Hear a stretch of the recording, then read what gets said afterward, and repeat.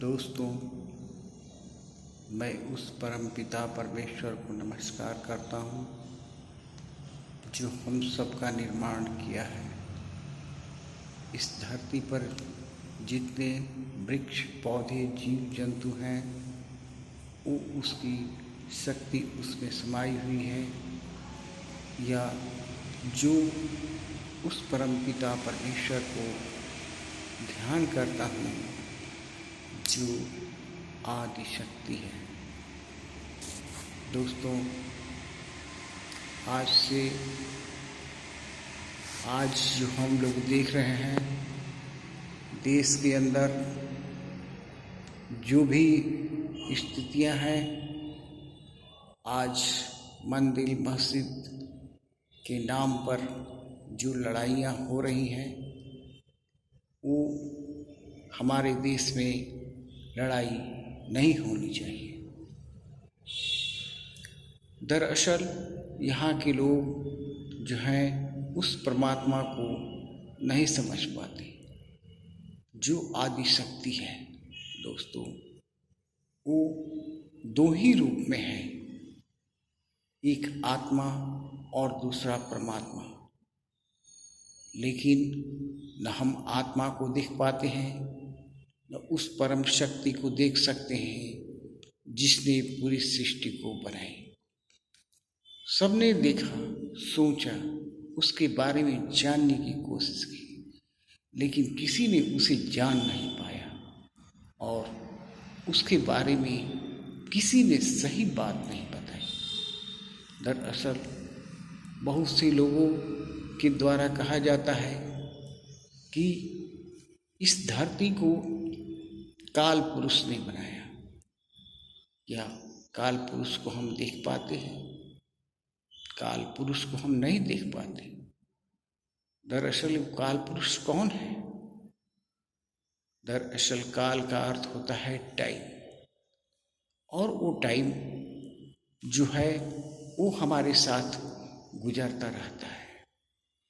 जिस तरह हम भूतकाल, भविष्यकाल, वर्तमान काल कहते हैं, उसी प्रकार वो काल को हम ही संबोधन करते हैं। दोस्तों, इस प्रकार हम उस काल को नहीं देख पाते और बहुत से हमारे यहाँ धर्म बनी हुई है, और ये धर्म जो है इंसानों को भ्रम में डाले हुए है कि हम काल की को पूजा करते हैं, कोई कहता है कि हम दयाल को पूजा करते हैं। दरअसल दयाल की पूजा, काल की पूजा, हमें केवल उस शक्ति की पूजा करनी चाहिए जो आदि शक्ति है। दो ही शक्ति है इस दुनिया में जो आदि शक्ति है। फर्स्ट जो है उसे हम आत्मा कहते हैं, और दूसरा हम उस परम पिता परमेश्वर को परमात्मा कहते हैं, जिसे हम मंदिरों में स्थापित किया है। उसे हम अपने लिए याद करते हैं और कहते हैं कि ये परमात्मा है, लेकिन न कोई आत्मा को देखा है और न कोई परमात्मा को देखा है। आत्मा को देखने का तो प्रश्न ही नहीं उठता। इस शरीर में ही रमा हुआ है, फिर भी हम उसे देख नहीं पाते हैं। उसी प्रकार परमात्मा जो आदि शक्ति है उसे भी हम देख नहीं सकते हैं। जिसने ये सृष्टि को बनाया, उसने धरती बनाई, आकाशें बनाई, सब कुछ बनाया, लेकिन उसे हम देख नहीं पाते हैं। दरअसल वो भी है, ऐसी बात नहीं है। यही आत्मा जो है जब उस परम पिता परमेश्वर को पा लेता है या उसके पास चला जाता है, तो वो परमात्मा ही यह आत्मा को शक्ति देता है, और वो शक्ति इस धरती पर रूप में हम हैं। दरअसल आत्मा जो है वो नारायण का रूप है, जिसे हम नारायण कहते हैं। नर आयन का अर्थ होता है जो नर के रूप में आया हुआ है, और नारायण का अर्थ होता है जो नर के रूप में नहीं आया है। जो नर के रूप में नहीं आया है उसे हम परमात्मा कहते हैं, और जो नर के रूप में आया है उसे हम नारायण कहते हैं। दरअसल दोस्तों, आत्मा और परमात्मा की ये दोनों खिलाएं आज से नहीं, बहुत समय पहले से चल रहा है। आत्मा दरअसल जो है इस धरती पर आती है, शरीर को ग्रहण करती है और शरीर के द्वारा अपना विकास को बढ़ावा देती है। दरअसल दोस्तों, इस प्रकार लेकिन परमात्मा जो है, जिसे हम आदि शक्ति कहते हैं, वो नहीं आता है। हम लोग यहाँ धरती पर आपस में धर्म को बनाने वालों के चलते आपस में लड़ते हैं कि नहीं, ये जो बात है मैंने इस धर्म से सीखा और ये सत्य है।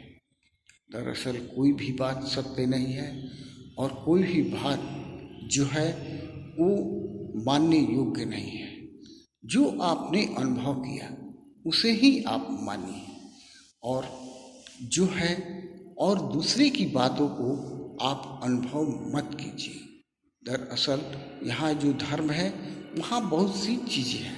आज हम देख रहे हैं कि आने वाले समय में हिंदू और मुसलमान इस तरह आपस में लड़ जाएंगे कि यहाँ रहना भी नर्क के समान हो जाएगा।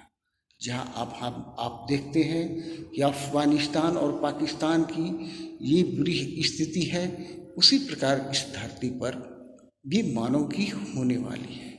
मानव यहाँ जो है हम सब एक दूसरे को चाहते हैं कि किसी तरह दबाकर हम बहुत बड़ा बन जाए, लेकिन ये मुश्किल नहीं है। हम सब आपस में बड़े नहीं हो सकते हैं।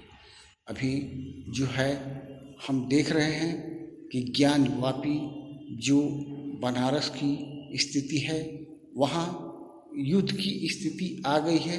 दोस्तों जो है कोर्ट इस पर निर्णय लेने जा रहा है।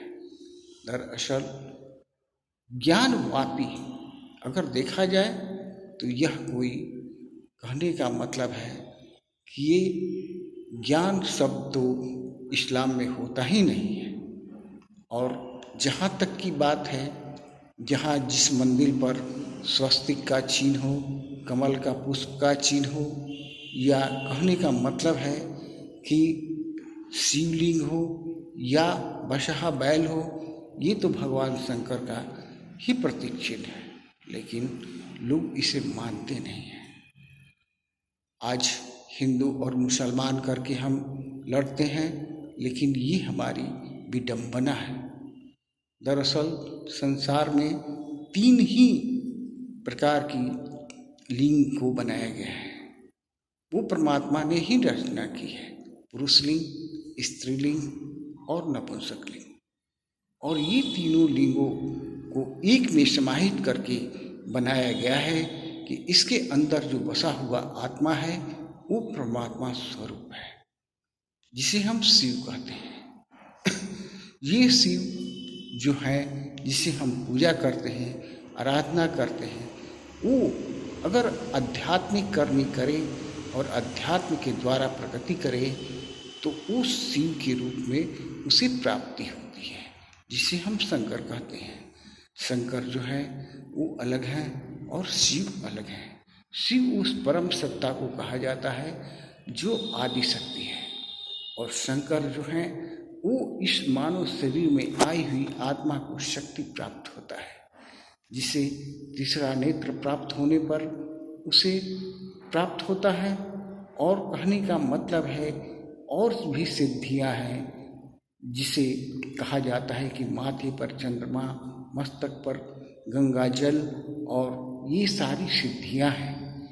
त्रिशूल, ये डमरू, ये सारी चीज़ जो है वो सिद्धियां हैं जो आत्मा को प्राप्त होती है।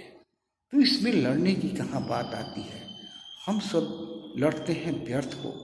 जिसे हम अल्लाह कहते हैं या राम कहते हैं, वो शक्ति इसमें समाहित है और हम उसे ही लड़ा रहे हैं और लड़ाकर अपना विनाश करते हैं।